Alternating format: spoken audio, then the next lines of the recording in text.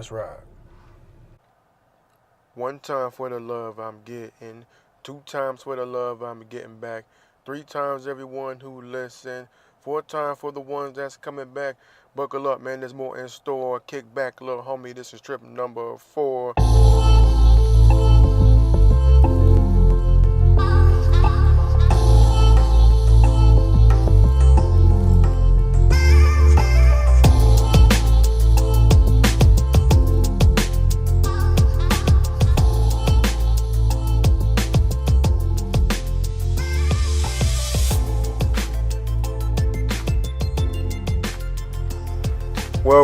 Welcome back. No play in this ride. This is trip number 4. 4? Whichever one you prefer. Anyway, I'm still blackout. There's still no play in this ride, man. Yeah, a couple things real quick.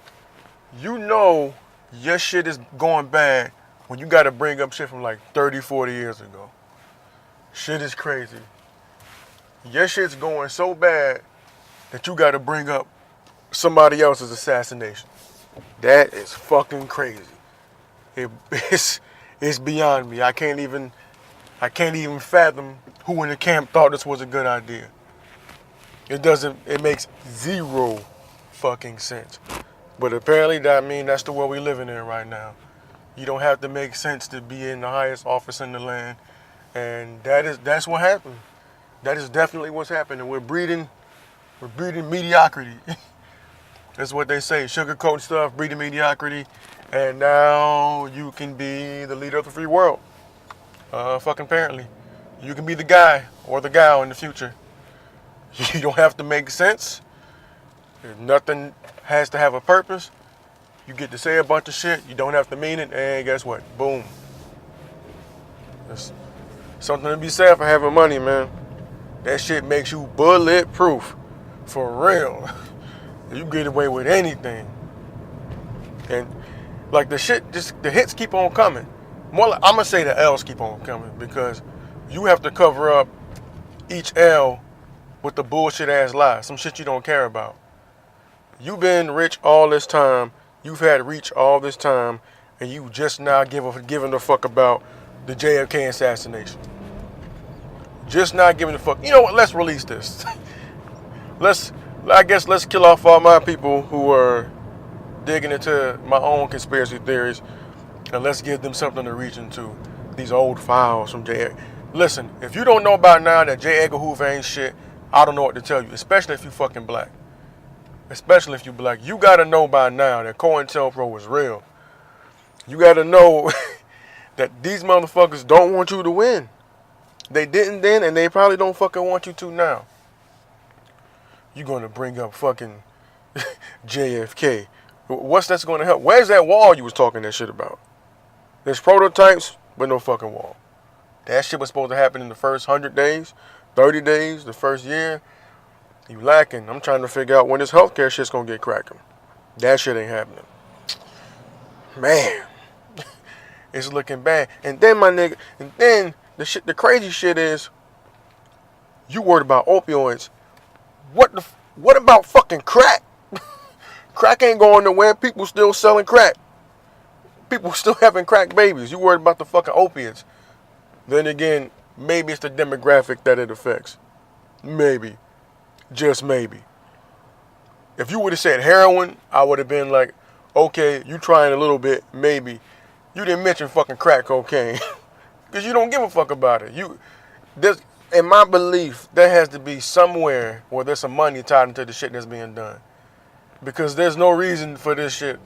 I mean, don't get me wrong. There's a reason for the importance to be put on drug use, period. But you're going to single out one. I'm trying to figure out where crack fell off at. Is crack still not killing people? Are people still not going crazy on crack? That's ridiculous, man. I keep waiting for some positivity to come out of things being done. And nah, homie can't even get a fucking phone call right to a widow of a killed serviceman. So I don't know why I'm expecting more. But it is funny to see his people try to defend him on TV. That shit is hilarious.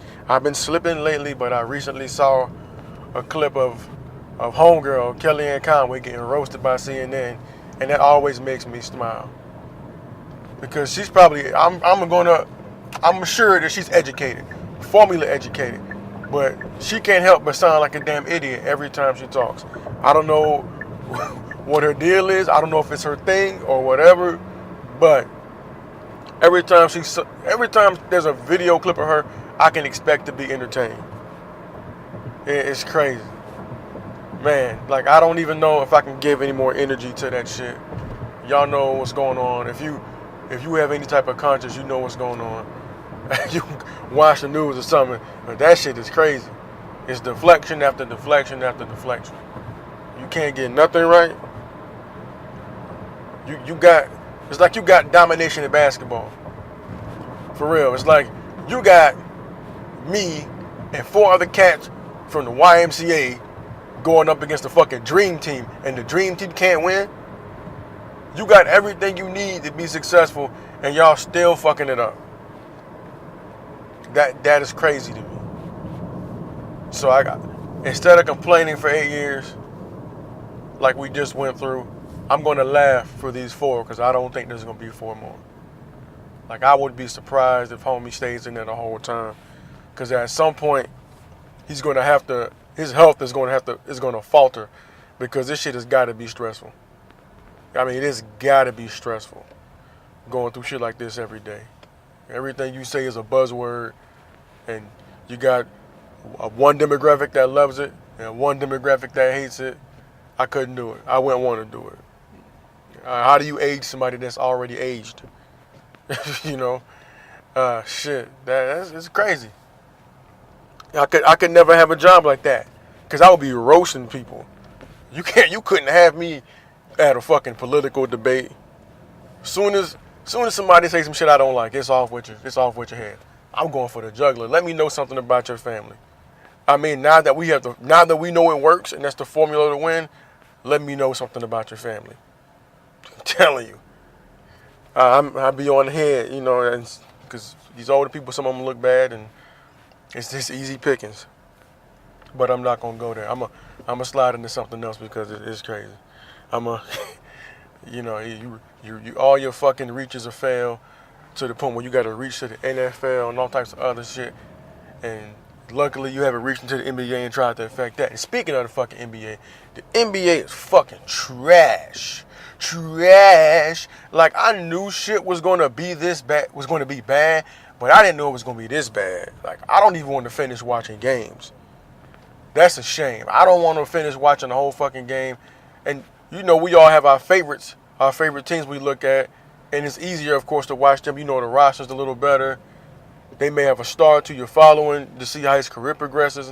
And I think I would look at more games, Milwaukee games, and see the Greek Freak play if I got them out here, if they came out here in Cali. But, man, like, at this point, I can only say I'm willing to watch maybe 3 teams, 4. So I can watch. Of course, I can watch my Bulls lose, and I'm watching the Lakers and seeing what they're going through. But I could really only watch Golden State and Cleveland play. Outside of those 2 teams, outside of my own 2 personal teams, I could only watch really Cleveland and Golden State play. And I'm gonna be honest with you, I was watching Cleveland play, and that shit, it was cool, but it was still, I was kind of forcing it. Like, the only thing that made it worth watching was that LeBron was dishing. I forgot who the fuck they were playing, but LeBron was running the point, and I caught it like in the 4th quarter. He was just dishing. I'm pretty sure he put up buckets in the game, but I was impressed with his passing because my man was letting him go. And I don't remember who they played, but I know they took a couple L's since they game.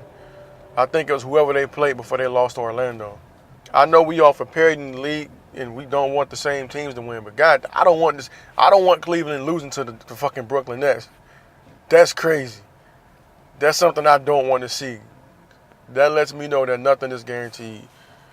I think Boston is doing well, but honestly, like, it's been so bad, I haven't really been able to follow it.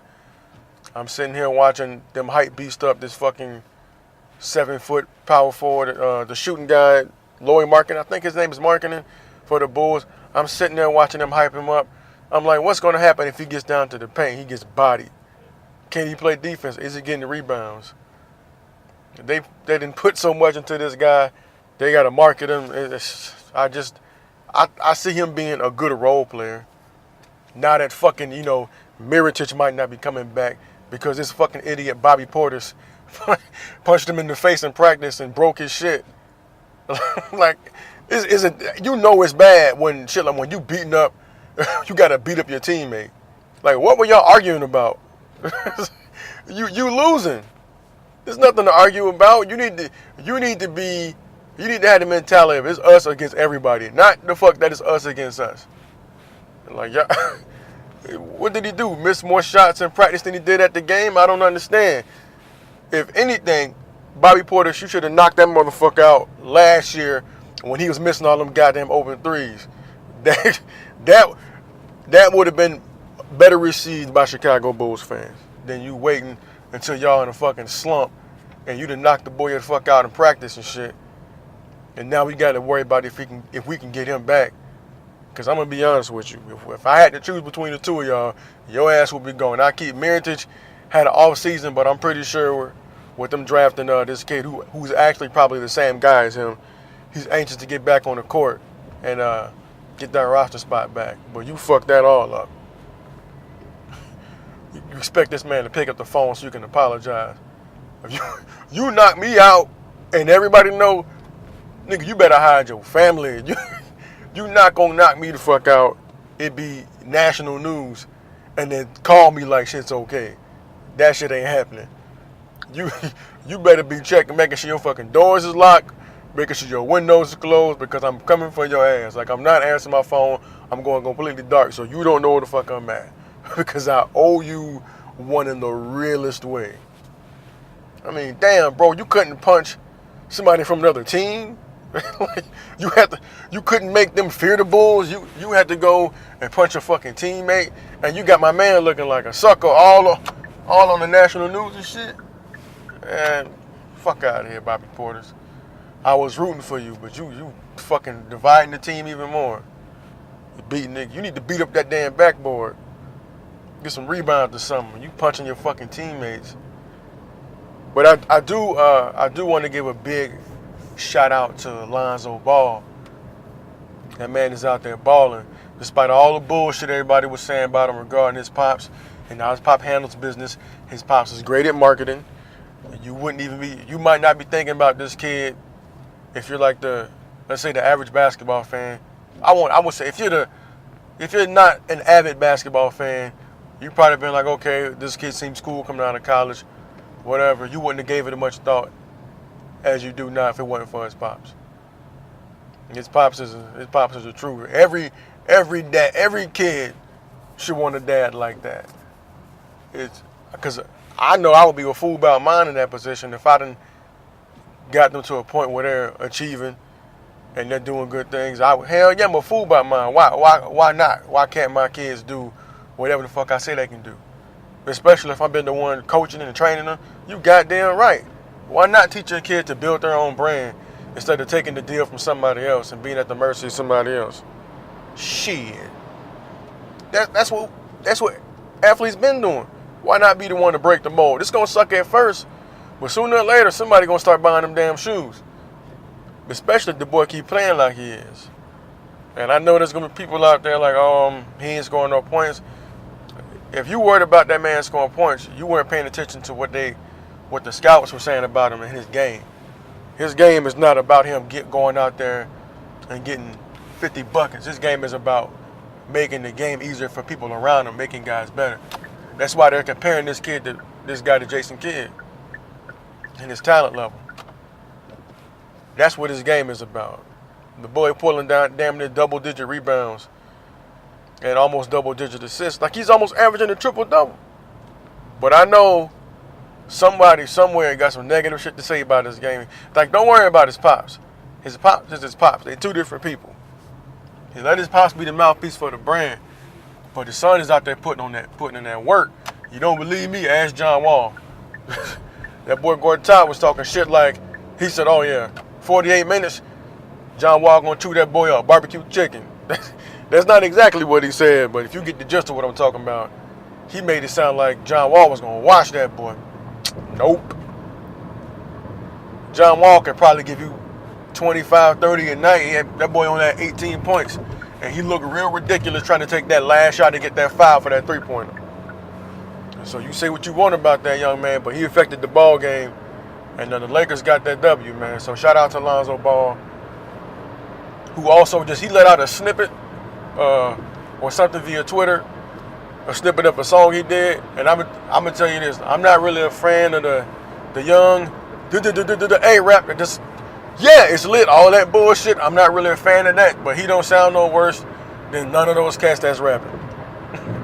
So, and if you one of those people that into people having money, he really got the money because he just signed that contract. And he already has his own company. So homeboy's already way ahead of those cats. So before y'all go to criticize that, man, don't be too hard on him because the way shit's looking, and I know it's early right now, but the way shit's looking, homie's probably going to win Rookie of the Year. And I don't see right now, I know it's, like I said, I know it's early, I don't see why he shouldn't. The boy Markelle Fultz, he making no noise. He making no noise. People talking more about Ben Simmons than Cuz. And I think the boy just got hurt again. And Philly may be fucking cursed. If it is your first year in the league, do not go to fuck to Philadelphia. Call that shit the curse of Iverson. I think he's one of their last rookies to show how to really do something. I don't know what the fuck they did with Jahlil Okafor. He was hooping. And all of a sudden, Joel Embiid came back, and Okafor is I don't know the fuck where. I do know he was getting some points for them earlier in when he first in his rookie year. Excuse me.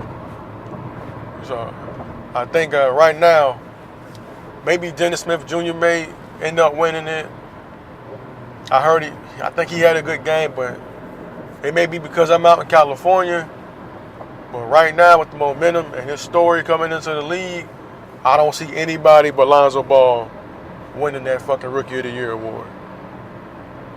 Because his profile, he plays in LA, and his stat line is gonna be crazy because he's always gonna have rebounds and assists because one, that's his game, and two, that's a system the Lakers are trying to implement. So I feel like if he can average 12 points a game and continue to rebound and dish out assists like he has been, there's no reason why he shouldn't win Rookie of the Year. And the only other person I see as far as rookies that could win it besides him will be the motherfucker on this team, Kuzma, because he's been hooping too. So if you ask me the top two rookies right now, I'm saying them. And maybe because it's boring, and the league is boring, and I only really been able to watch the Lakers. But goddamn it, from the shit I've seen, those are the two guys that should be the front runners right now for Rookie of the Year.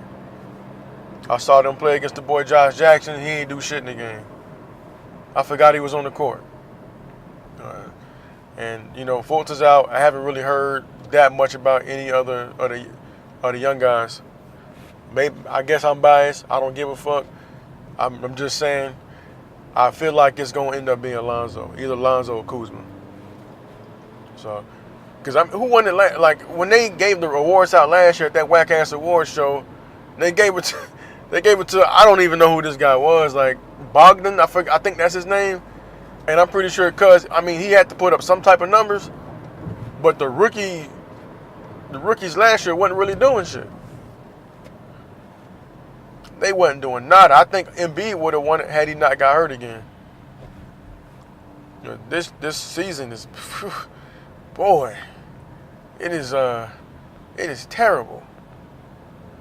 It is so far. I'm gonna say so far. Now it's the beginning of the league and beginning of the season for the league, and it's going to take time. You got new people every fucking where. The Cavs are moving around their roster trying to get their chemistry. I think they're putting Rose back in the starting lineup. We'll see how it works out with Cleveland. Hopefully D Rose can get this play style they got going on down, and he can shine because I still think he could be like at least a top 15 point guard. I know he fucking blew out his knees and all that bullshit, but the man was still averaging like 17 points and then like seven assists or 5 assists last year. So if he can be healthy, man, he can really put together a good season. He could probably go out and get a big contract somewhere, at least a better one than he has now. So hopefully my man D Rose is supposed to, like, if I'm the Bulls, you need him back because you got 5 point guards ain't worth a fuck except maybe Jerry and Grant. And you put D Rose next to Zach LaVine, you might have something. So you might have 4 bad ACLs. But nah, really, if they both of them healthy, that could be a terrible backcourt to deal with. It's like in that system that Hoiberg's trying to implement, because D Rose is a willing passer, so I think that may be a good mix. But truthfully, I don't know if he'd ever go the fuck back, and quite frankly, I wouldn't blame him. The way they ran him, they dished him like that for a bag of trash and a Kit Kat bar. So yeah, so hopefully the league will improve and do better, because I couldn't watch Thursday night games. I could barely watch them. Shit, I couldn't watch a Thursday night football game. I did tune in time to see that hit though. God damn, Kiko Alonso. That boy fucked Jay Flacco up. What's his name? I mean Joe Flacco, excuse me. He fucked Joe Flacco up. I think they say he cut his ear up and shit. Hey, he smashed his ass. That shit was crazy. I mean, and football is football, and they keep trying to make these rules to make it safer for players, especially the quarterbacks. But as a quarterback, once you get out there and you start running that ball, you got to know all the defenders' eyes are getting big. Because just think about you been trying to get to a motherfucker all day long, and he got bodyguards protecting him. When you see that motherfucker by himself, you're going to be on his ass.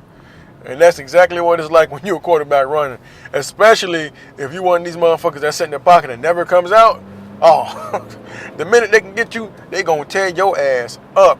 And that's exactly what happened to him. Like, you don't know how to slide, bro?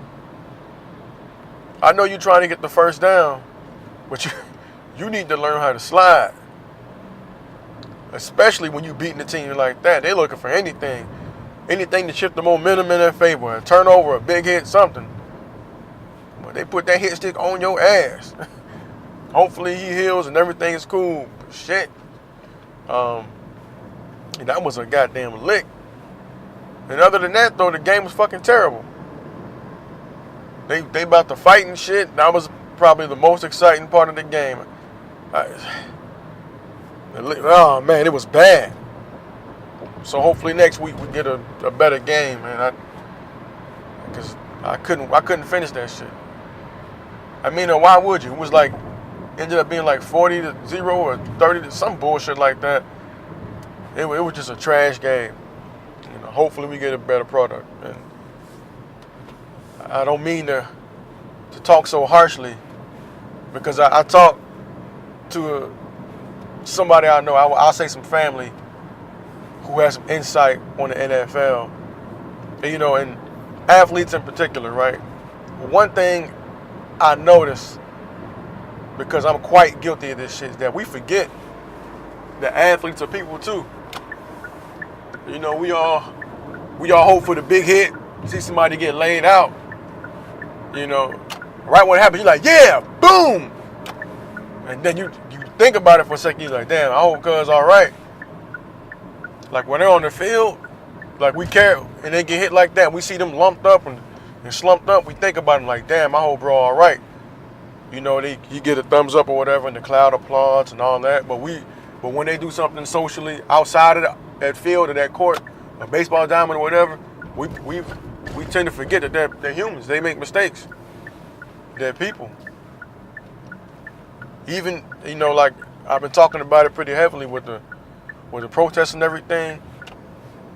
We forgot these guys are human beings too, and they feel things and they go through shit, and they have issues outside of that football field. I even asked the homie. I said, bro, just give me your perspective on this. What do you think the hardest part, or what is the downfall of most of these young cats in the NFL? Most of the young players. And I'm thinking he's going to say game speed, conditioning, learning the playbook. His answer surprised me. He told me dealing with family and friends. And the way he broke it down to me is like, if we homies, right? And say we come from the mud, we come from not having shit, and we do everything together. And if I got $2 and you don't have $1, well, shit, fuck it.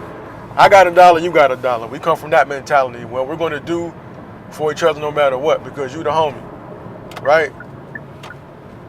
He said, well, when they get to the league, a lot of times that line of thinking doesn't stop. You know, and these guys, they end up they take on too much, trying to take care of family members. You know, everybody got to buy their mama a house. Everybody is expecting you to kick out all this money because you have this huge salary. And, you know, depending on where you're drafted and who you get signed to as a free agent, you're going to get X amount of money, and it's going to be publicized. So people are they're going to see that, and they're not going to think about all the stuff you have to pay for, how much your taxes are. Because he made the point to tell me, like, if you really focus on it, a rookie, so you have a rookie that plays for the Rams or the Chargers in LA, and you got a rookie that plays for the Jaguars in Florida, that money it's not the same. That cost of living in California is going to hurt worse than it is in Jacksonville. So these rookies have to really learn how to manage their money and to be able to say no to these people in their lives trying to capitalize off their hard work. It could be a coach, it could be a parent, another family member, a girlfriend, one of your homies. But as soon as they make it, it's like, oh, we hit the lotto. And the players have to learn that ain't no we, it's I. Because if I let you fuck up my money, I'm going to be broke and you still going to be where you were. I cannot afford to have off the field issues with my family because I'm not focused on doing my job. Especially for the rookies. You work your life to get to this point, and then you get in the locker room and you're dealing with guys that are professionals. That's another way we don't look at these cats as professionals. These guys are athletes. They've been that their whole life. But in this in the pro setting, it's a different ball game. The way it was broke down to me is like, you in college, you go to practice, you might go back to the dorm or wherever, hang out with your homeboy, play the game, listen to some music, kick it, whatever. Maybe go to, knock out, some classwork or whatever. But when you're in the pros, when them boys in the pros go home after that game, by the time they get to the crib, they're getting game film from the next game. It's not, people think it's sweet, like they work just stops after they get off the field. They have a whole life off the field that's going to help them, that can affect their performance on the field. And that's the part we don't see. That's why shows like Hard Knocks are great, because they show you the ongoings that we don't see as a regular fan without any access. These guys have whole lives they have to live outside of the league, and it goes missed. We don't think about it. We just think, here's a millionaire football player acting a fucking fool again. But when they get on that podium after having a shitty game, after being hit and beat up on all goddamn week, you can't expect the guy who lost the game to be in the best mood. 9 times out of 10, if you make it to that level, you've been the best at what you're doing your whole life. And if you're the guy at the podium talking, you wanted the best at that position in the league, which means you are part of the best of the best.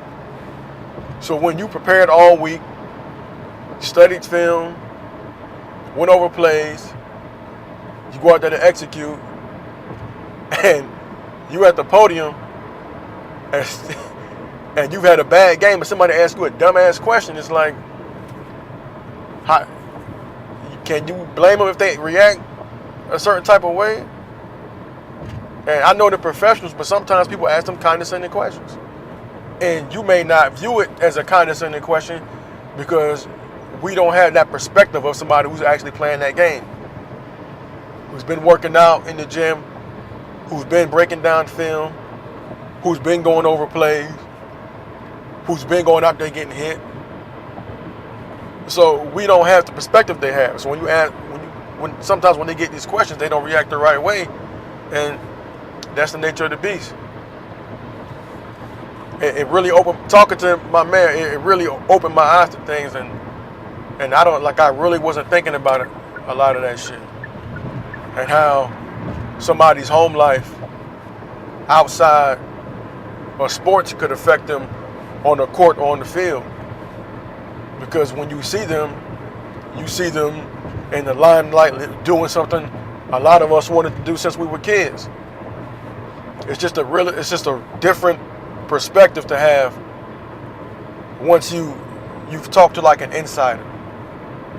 Like, and I saw the facilities and all that shit, and I saw some of the guys who scouts, even the people behind the scenes, and we don't even see, they're working their asses off. They're going back and forth to these different games, getting film, so they can bring it back to the players.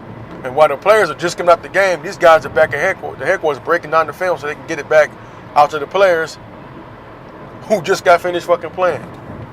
He's like, yeah, I know you just played football for like an hour. I know you just got finished hooping for like an hour and some change.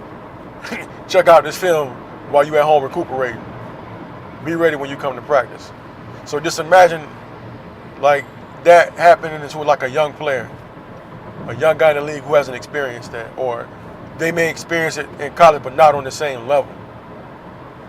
Now you have a whole lot more responsibility. You got bills to pay, finances to look out for. Excuse me. But you may have potential endorsements. Your character is under way more scrutiny.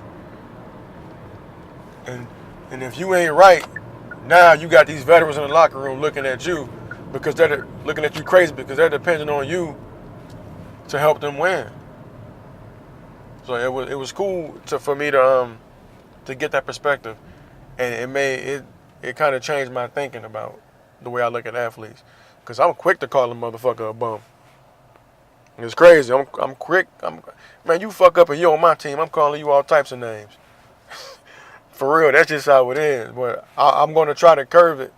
And I know as a fan it's a part of sports, but I think knowing what I know now, I'm going to try to cut back on that. Just because if I don't, I will be continuing doing something that I was ignorantly doing. And I think if you purposely perpetrate ignorance, then you're just fucking stupid. Because it was a way you wasted the lesson that was being taught by somebody else. That's just my take on that. And I'll ease up on some of these musicians because they're people too. Even though I may not like the music some of these rappers make, they still take the time to get the lyrics from somewhere. Even if it sounds like they pulled the lyrics out their ass, they take them from somewhere, and they take the time to go in there and record them on beat, or attempt to record them on beat, or however many thousands of ad-libs they want to throw in there, however much they want to mumble. The fact remains that they still made time to go in that booth, record it, and put it out. So I'm going to try to be more respectful of these rappers I've been trashing, especially people like Future. And then any of these little whatever the fucks, I'm going to try to be more mindful of that shit. So I'm going to try to mature a little bit. I don't really want to do it. I still think it's poison, some of it, but I'll try to do better about that. But the politicians get no love from me. No love. Especially people that can vote on their own salary. They fuck up, I'm calling them all types of names. And I don't feel bad because they talk shit about each other in public while campaigning for fucking months, and then get on TV and like, well, oh no, we're all united, we're all friends. Man, please. And that's exactly why I said earlier I could not be a politician up there having somebody disrespect me in certain ways. I don't have that tolerance. No, that's not gonna work for me. I'm getting better at doing the verbal thing, but that's not my preference. You say some shit about my wife, you gonna get these hands. That boy Jeb Bush, man. You asking for an apology for your wife, this motherfucker ignored you? No, sir. Not me. It would have been on. Full roast mode. You sandpaper skin having ass motherfucker. Beanbag chair body looking motherfucker. Toaster smile. I would have went the fuck off on national TV. They would have had to cut my mic, man. Live or not. I don't know. I mean, I know it was live, but there's no way I could have endured that shit on TV and not done nothing. Security or not, you would at least see me getting held the fuck back. Because you're not going to disrespect me on TV and shit just be cool because we running for office. Fuck this office. Like, there's a chance I'm going to lose anyway. But I'm going to whoop your ass at some point, somewhere. Even if I got to be the guy, I'm going to act cool till I get close. And I sucker punch you on TV. Guess what, bitch? You violated. So, all the rules out the window, man. That's it. It's over with.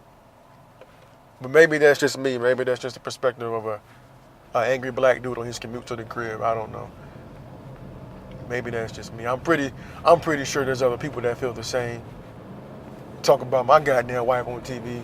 And I know I'm late even saying this, but I was trying to stay away from even talking about cuz, but I gotta hand him a couple of these L's he took. Opioid, state of emergency on opioids. The fuck out of here. Like, do it for everything. Say it. I want a state of emergency on crack. Don't say crack, okay, say fucking crack. Say it. You yelled and screamed about a fucking birth certificate for years, so you can go out there and talk about crack.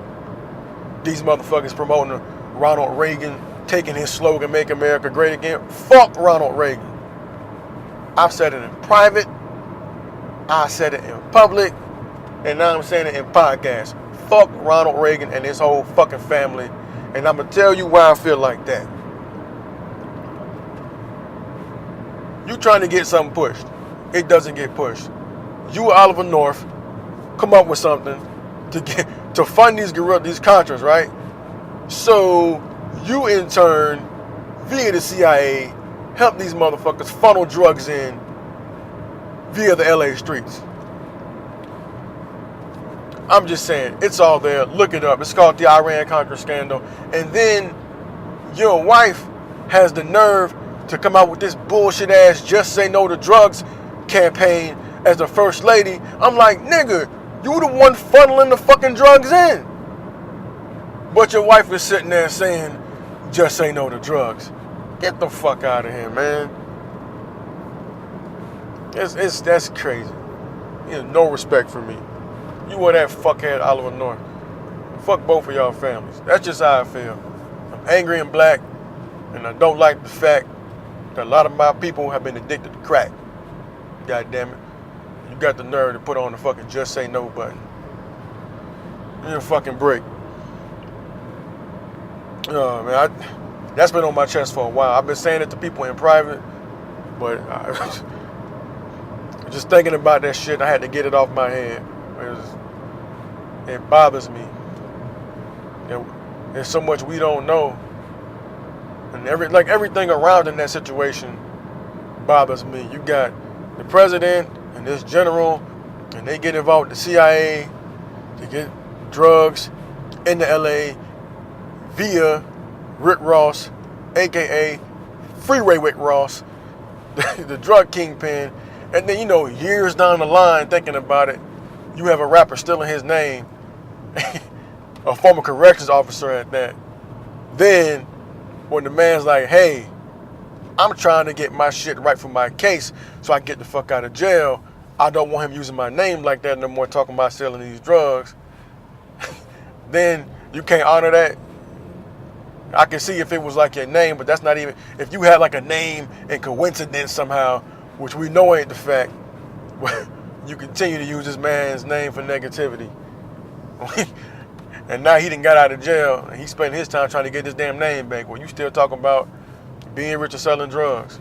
Man, we live in a fucking crazy world. A crazy ass world. And with that, I'm going to go ahead and shut this down. I will be bringing the spotlight back on the homies. I'll be doing that next go around, so stay tuned for that. I may be shouting 1, 2, 3 y'all out. I want to keep doing it. I did it for one of my bros, and you know, it felt good to put that light on somebody that I felt like was doing something with their life, and I would like to continue to do it more. So I got a couple, you know, people I'm close to, a couple people I keep in touch with via social media who I've seen doing things. So if you know me and I know you and I reach out, you know, be proud. God damn it, because I see what you're doing and I like it. And if you are doing some shit and I don't reach out, hit me up. Make a motherfucker reach out. I may not know what you're doing. And for the few people that listen to this shit, you might inspire somebody to be great like you're being great. So please, if you're doing something and I haven't contacted you or mentioned it to you at all, please let me know. Because I would love to highlight somebody out there doing something positive for the culture. Do it for the culture, not for the vultures. You know what I mean? Well, yeah, I'm going to go ahead and shut it down. If you like what I'm doing, if I need to fix something, please, man, let me know. The email is noplayinthisride@gmail.com, all lowercase. Once again, noplayinthisride@gmail.com, all lowercase. The Twitter is noplay247. So noplay247, capital N, lowercase o, capital P, LAY. Noplay247 at Twitter. Hit me up there. I believe I got the Facebook page up and popping. Everything under the same name. No Play in This Ride. I'm on a few different platforms. People think I'm just on iTunes. I am not. I have a YouTube page. Also, No Play in This Ride. I'm on Stitcher for the podcast heads. I'm on TuneIn. I'm also on Google Play. I know there was a few people that one of my homies thought I was telling me to fucking diversify. But I'm also on Google Play. I just forgot to put the link out there. That's my fuck up. I'm going to work on promoting this better because I'm tired of spamming people through my own personal Facebook. But I will do it until I get out there and get the views and I don't got to do the shit no more. So if you hear it and you fucking with me, please rate and review so I can be new and noteworthy and I don't have to say this shit no more because I like what I'm doing and I want people to hear it. So please get your boy out there. If I put it out there and you like it, share it. God damn it. Put me on blast. And share it and tag a motherfucker who probably won't like what I'm saying because they're probably more likely to keep listening. So please help me out. Help me out. If you have a topic you want me to discuss. Sorry, Jermaine. I can't do that please. right now. Goddamn Siri, anybody talking to you. But if you have anything you want me to talk about that I'm not talking about, you know, please let me know. Like I always say, praise is great. Critique is necessary. Let me know what I'm doing. It's good, bad. Just help me get better. One time for the love. One time for the homies. One time for the Knowles. Fuck them Gators. Fuck them Canes. Peace. All right, real quick, I forgot some stuff. I want to give it to you guys real quick. I was going to try to edit it, but I'm not good at that. So I figured I'd just drop it off at the end. And, you know, life ain't edited, so I'll just drop it off for you guys right here. So apparently 45 is in some trouble. There's a billionaire out of California that's got a whole campaign trying to get him impeached. And apparently this Mueller investigation is going to snatch somebody up with a connection to these Russian political campaign investigation coming soon. So we'll see. They're saying as early as Monday morning they may have somebody in custody, which is crazy. And yeah, that's pretty much it. One thing else I did see in the news that there are cases of flesh-eating bacteria from the hurricane in Houston, man. So shouts out to Houston. I hope all you guys affected by that. I hope at some point it starts to turn around for you guys. The cities, I think, is doing well. They got a team in the World Series. We'll see where it goes. Unfortunately, Puerto Rico was still jammed up after like a month. They still don't have the resources they need. They're still taking donations. So if you got the means to help out. If you can't, spread the word. Maybe somebody you reach can help out. Also, they're saying Flint's water is getting a little bit better. They tested it, and I think 6 parts per billion. Tier 1 is said to be good. So that's looking on the up and up. Catalonia is separating from Spain, apparently. So there's a political mess going on in Spain. And it's been crazy, man. And also speaking of Houston, apparently the owner liking NFL players, the inmates. So now a majority of the players decided to kneel before this game instead of just, I guess, just the black players and a few of the white dudes. So now that you've been called an inmate, now you want to kneel. And I'm kind of 50-50 on it. Maybe they're realizing like, man, we really are just a number or a body in the jersey to these people, and they really don't care. And I mean, that's how we feel every day. As a black man in society, every day I'm feeling like somebody looks at me as a potential inmate, a future or past inmate. That's how we feel like people view us.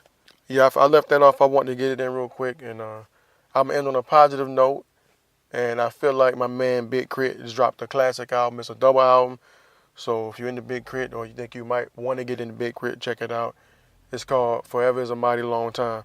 It's pretty good. If you give it a listen, I think you'll enjoy it. Also, the Gators lost big. My Noles lost. We got beat by Boston College, but I felt a little bit better when the Gators got blew out as well. So we'll see what happens in November. That's all I got for you guys. Remember, I'm dropping this every Monday. I keep meaning to tell y'all, and I forget every time. So every Monday, I'm going to try to hit y'all with some brand new funk. So please rate, review, critique is necessary. noplayinthisride@gmail.com. noplayinthisride on Twitter, capital N, lowercase o, capital P-L-A-Y. So hit me up, give me your critiques. Also, I'm on just about all platforms.